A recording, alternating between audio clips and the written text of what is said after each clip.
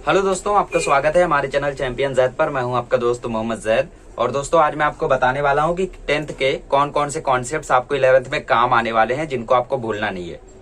ठीक है, सबसे पहले मैं ये बता देता हूँ भूलना क्या क्या है। पूरी इंग्लिश भूल जाना, ग्रामर छोड़ के, राइटिंग स्किल छोड़ के, चैप्टर भूल जाना।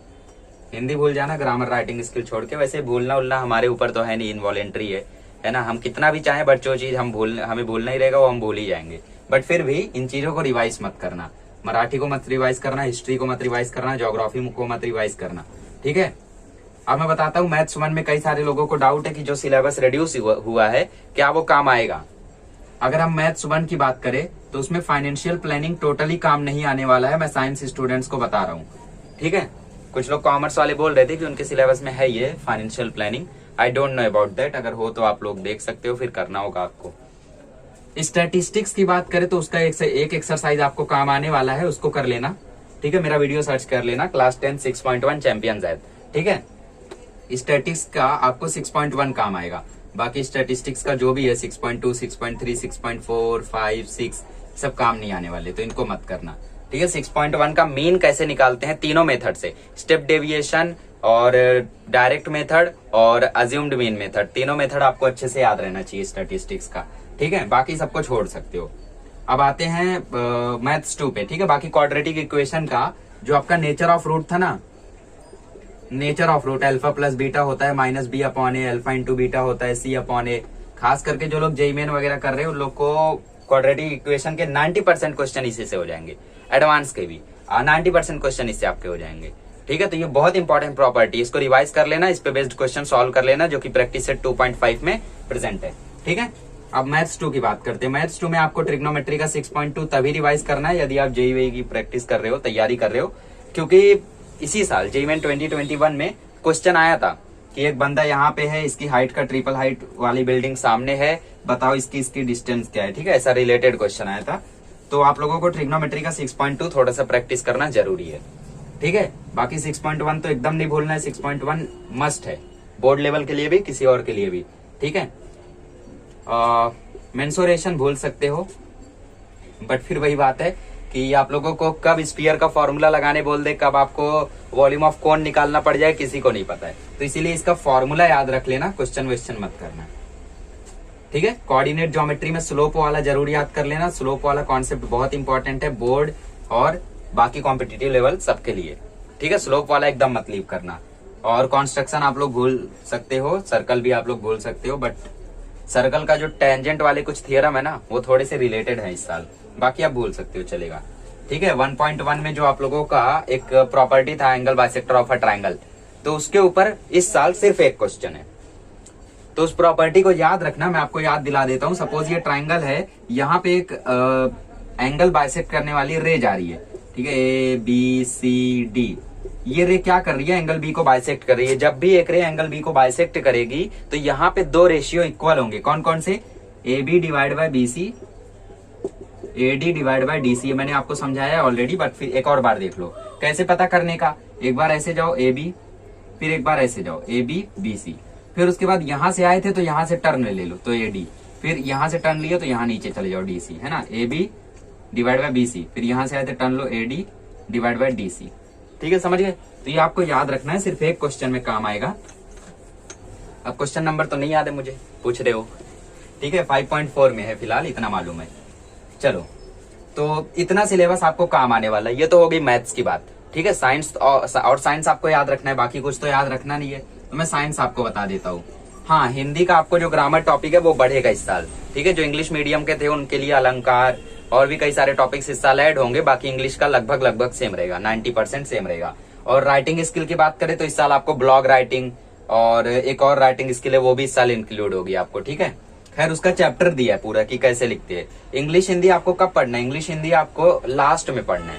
ठीक है, मतलब जब नवंबर दिसंबर आ जाए तब आपको वो पढ़ना है, अब भी उसको हाथ नहीं लगाना है। और कैसे पढ़ना है, 4 दिन बैठो, चारों यूनिट खत्म कर दो। 4 दिन बैठो, चारों यूनिट खत्म कर दो। मैं वीडियोस डाल दूंगा, कम टाइम में बना दूंगा, आप लोग जानती हो मेरी स्पीड। ठीक है, तो फटाफट देख के हटा देना उसको। खाली स्टोरी आपको याद रखनी चाहिए ताकि ओरल असाइनमेंट इन सब में काम आ सके।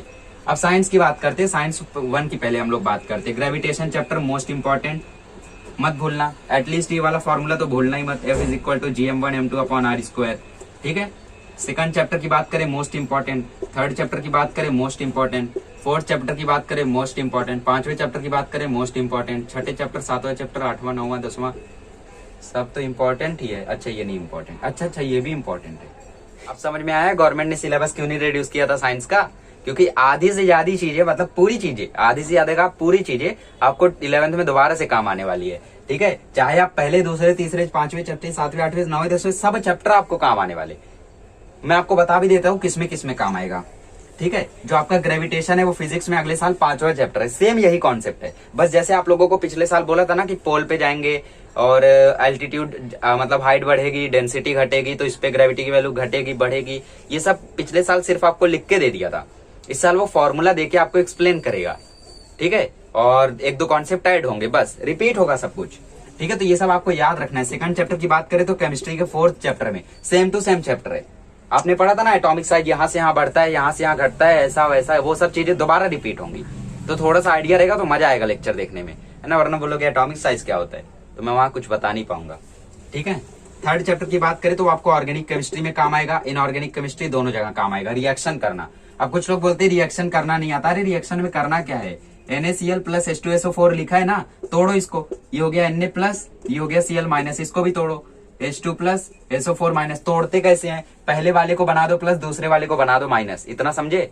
अब क्या करो, प्लस वाले को माइनस वाले के साथ जोड़ दो, तो ये हो गया NaSO4। बट याद रखना NaSO4 नहीं होता है, Na2SO4 होता है, क्योंकि यहाँ पे जो चार्ज होता है वो 2 माइनस का होता है। क्योंकि यहाँ देखो 2 है, यहाँ 2 है ना, इसका मतलब यहाँ पे 2 माइनस का चार्ज है। ठीक है, और यहाँ पे ये 2 माइनस हट जाएगा क्योंकि यहाँ पे आ गया। इतना ज्यादा मत याद रखो, सिर्फ याद रखो NaSO4 जोड़ेंगे तो Na2SO4 बनेगा। फिर प्लस करे, Cl माइनस है, H प्लस है, मतलब की बार HCl बन जाएगा। यहाँ पे कुछ भी नहीं, यहाँ पे कुछ भी नहीं, मतलब सिंगल रहेगा। यहाँ पे 2 माइनस का चार्ज था इसलिए यहाँ पे 2 आ गया। ठीक है, तो ये सब चीजें थोड़ी बहुत आप लोग प्रैक्टिस करोगे तो आराम से आ जाएगा, इसमें क्या हार्ड है इतना। फोर्थ चैप्टर की बात करें तो पूरा इलेक्ट्रोस्टैटिक, करंट, इलेक्ट्रिसिटी सब में काम आने वाला है। पांचवें चैप्टर की बात करें तो फिजिक्स में थर्मल प्रॉपर्टीज ऑफ मैटर में काम आने वाला है। ठीक है, छठा सातवां चैप्टर आपको रे ऑप्टिक्स में काम आने वाला है। मेटलर्जी चैप्टर का जो आपका काम है वो अगले साल फिर से मेटलर्जी चैप्टर है, तो उसमें काम आने वाला है। 9th चैप्टर ऑर्गेनिक केमिस्ट्री में काम आने वाला है। 10वां चैप्टर ग्रेविटेशन में काम आने वाला है अगले साल। ये तो हो गई साइंस 1 की बात। अब साइंस 2 की बात करते हैं। इसमें आपको सब बताता हूँ, फर्स्ट, सेकंड, थर्ड, फोर्थ। इसमें कुछ चैप्टर हैं जो आपको काम नहीं आएंगे। ठीक है, जैसे बायोटेक्नोलॉजी का ये दोनों चैप्टर आप लोग लीव कर सकते हो, इसको भी लीव कर सकते हो, इसको भी लीव कर सकते हो, और ये आपको 12th में काम आएगा। ठीक है, मल्टीपल डिवीजन ये सब वगैरह। ठीक है, सेकंड चैप्टर है आपको IMP, पहला चैप्टर भी IMP है। 5वां चैप्टर छोड़ सकते हो। छठा चैप्टर बहुत IMP है, मोस्ट IMP, क्योंकि एनिमल क्लासिफिकेशन नाम का फिर से चैप्टर है। 7वां 8वां छोड़ दो, 9वां चैप्टर छोड़ दो, 10वां चैप्टर छोड़ दो। ठीक है, तो साइंस 2 में कम चैप्टर है जो आपको रिवाइज करने हैं। कौन कौन से, पहला, दूसरा, छठा। ठीक है, तो इतने चैप्टर आपको याद रखने हैं फॉर क्लास 11, तभी आप क्लास 11 में थोड़ा सा अच्छा फील कर पाओगे, वरना समझ में नहीं आएगा कि आखिर क्या चल रहा है। ठीक है, तो इस तरीके से आप लोग प्रिपेयर करो और प्रिपरेशन को जल्दी शुरू करो। मैं भी आपको बताता हूँ कि कैसा क्या प्लान रहने वाला है इस साल। ठीक है, चलिए अगले लेक्चर में मिलेंगे तो मैं आपको बताऊंगा कि 11th में आप लोग नोट्स कैसे बना सकते हो अपने। ठीक है, चलिए, थैंक यू सो मच।